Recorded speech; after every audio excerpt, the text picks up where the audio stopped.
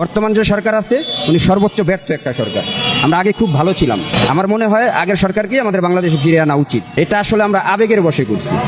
সমন্বয়ক ছাত্র আমাদেরকে ডাকছে, আমরা ভাবছি যে না, এই সরকারের পরিবর্তন আসলে হয়তোবা দেশটা ভালো থাকবে, নিত্য প্রয়োজনীয় জিনিসের দাম কমবে।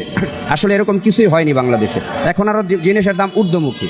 আসলে আমরা এটা বুঝতে পারি নাই। সমন্বয়কদের নেতৃত্বে বাংলাদেশে আন্দোলন হয়েছে, কয়জন সমন্বয়ক একটা ইটের আঘাত খাইছে, সাধারণ ছাত্র মারা গেছে, গুলিবিদ্ধ হয়েছে, চিকিৎসাটাও হইতেছে না। দেখেন তারাও কিন্তু এই যে দাঁড়ে দাঁড়ে ঘুরতেছে, সমন্বয়কদের দেখাও পাচ্ছে না। এখন যারা মূল নেতৃত্বে ছিল তারা কিন্তু ফুলে ফেসে কলা, মানে আঙ্গুল ফুলে কলা গাছ। তারা খুব ভালো আছে, কেউ উপদেষ্টা, কেউ বড় সমন্বয়ক, বিশাল টাকার মালিক। কিন্তু যেই লোকগুলা পা হারাইছে, চোখ হারাইছে, তাদের কোনো খবর নাই, তাদের খবর তারা কেউ রাখে না। চিকিৎসাটাও হচ্ছে না টাকার অভাবে। আগে যে সরকারটা ছিল, আইনের যেই শাসনটা ছিল বাংলাদেশে, আপনিই দেখেন আইনের শাসন বাংলাদেশে আছে।